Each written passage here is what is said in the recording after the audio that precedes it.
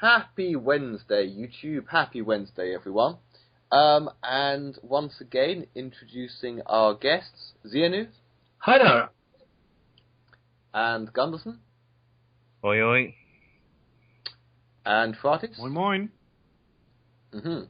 And I am Alex, and I am from London in the United Kingdom, which you probably already knew. And I forgot to ask people to say, so we have Zianu in Sweden, Gunderson in Yorkshire, I don't know what country that's in, some far away place, nothing to do with me. And I heard it was in Scotland. Oh yes, it is, that's right, yes. Gunderson from Scotland, from Yorkshire, Scotland, and Fratis from Germany. And the question tonight is, should all of Europe combined to create one mega super army because of the threat posed by Russia? Right. Well, I'll go in the usual order and begin with Zianu. Well, when it comes to European army versus NATO, I don't have an opinion, but I do think that the free world needs to defend itself against the Russia that is getting increasingly undemocratic and outright fascist, and is aggressive, more and more so. Indeed. And Gunderson? Sorry about the European army thing. I guess I would, in theory, yes, I would support such a thing. Whether or not, I don't really know whether or not it's actually possible in practice, at least right now. So I really can't say much on the issue, to be perfectly honest.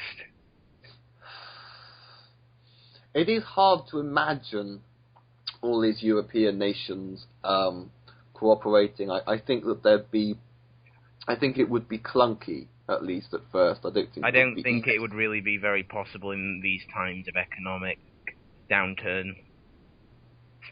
Okay, but if the alternative is, say Russia is a real threat, I mean, it's possible that we won't have a choice but to at least try. Yeah, that's true. Fratis? I think in a lot of ways it's a very good idea. I actually like the idea. I think every nation currently in Europe spends some kind of money, barring Switzerland, but that's not part of the EU anyway, spends some kind of money, which is usually quite a bit of money actually, on defense spending for an army. Yeah. So instead of buying 16 different types of tanks, we go in as a European Union, unify our forces, and buy one kind of tank, which should, in theory, cut down costs. The question is, how much would we spend? I'd probably guess about 3% of the national budget would be a good idea, which is the current NATO thing, which we agreed on with the NATO thing. And it doesn't just isolate us against Russia, it also isolates us against America. Right now, America has all the tanks and all the power.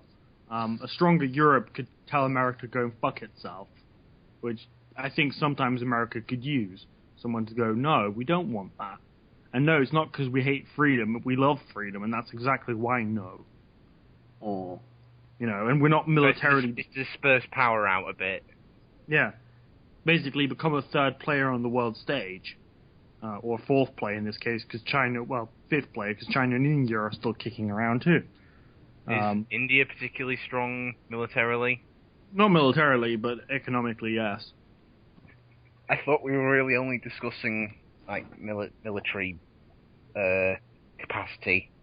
It's never just... That's the thing with these kinds of things. It's never just one thing, it's all the things at once. But yeah, world power, we currently are an economic world power, as are other nations, but there is the thing with the military in Europe. We're a fractured military nation. And I do see Europe as one huge nation in the world stage, especially if we want to stay relevant in the next couple of years. And while India might not yet be a world player militarily, look how quickly that changed with China. India is a very, very large nation with a lot of power behind it. Give it a couple of years to really get that burst of energy economically, and we will see militarization, especially because they're so close to China. Yeah, I suppose that's a new angle. Anyone have anything to add to that? I have one thing to say. Anyone else? Go ahead, Zini. Okay. I don't believe in having military for the sake of being a, quote, player, unquote, in any way, but for defense against aggression, direct aggression, and the kind of, oh, but you don't have an army, so, we could do things, that kind of aggression too, which Russia is currently doing. Yeah. But what we really need to unite on is energy politics, not being dependent on Russian gas. Yeah, but that's again a completely different debate. And yes, I mean that's the important debate.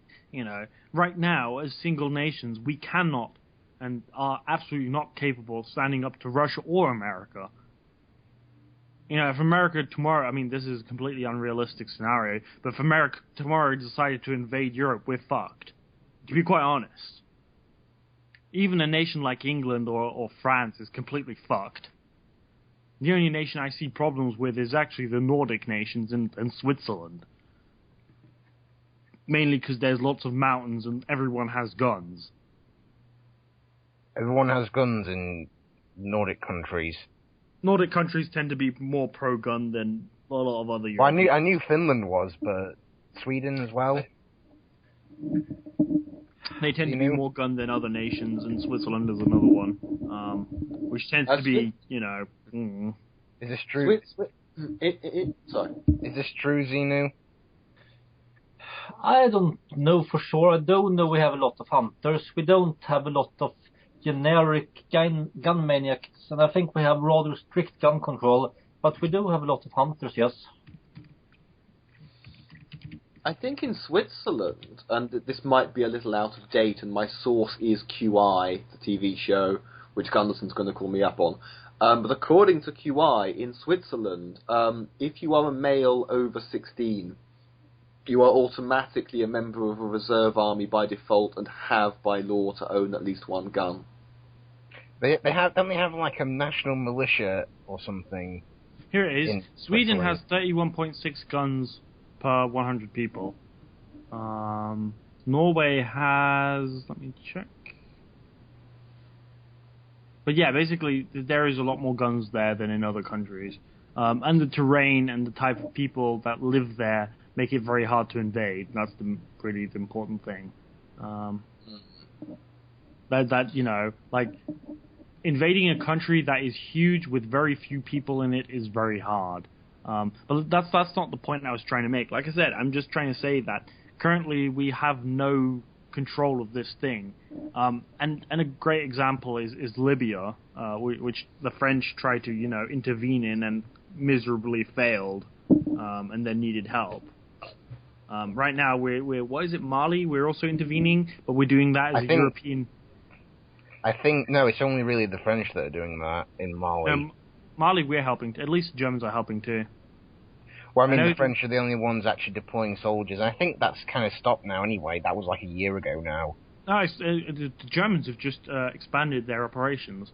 Are you sure you're not thinking of somewhere else? No. I know it's Mali with the operations, because it's currently we're deploying 90 soldiers, which are all pilots who are flying fuel and transport planes, basically support.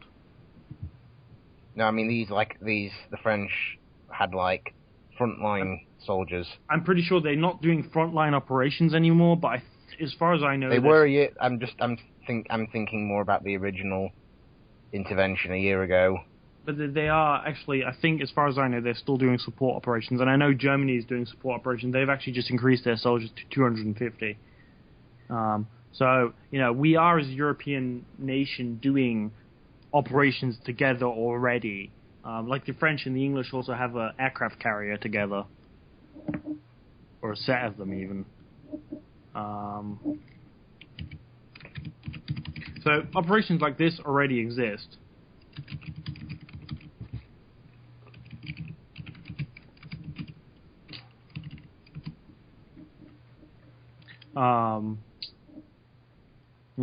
So things like this already exist, and will continue to exist, I think, and will become more as Europe becomes more important. And I think planning a European army would be a good idea. It would also allow us to standardize weapons and training throughout Europe, which is also a great idea, I think, in a complete sense. And I think it would drive the whole initiative or the whole idea of the European Union forwards too, which is a peace initiative, which sounds weird because it's an army, but it would then be an army for all of us. I don't know. I might be pushing it too far, but that's my idea. I think for me, it's a huge thing. Ah, okay. Well, if I open up the floor, does anybody have anything to add?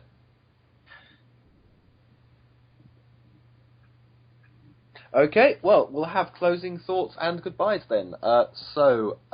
Thank you very much for being on again, Zianu. Closing thoughts and goodbye. Have a good time. Okay, and Gunderson.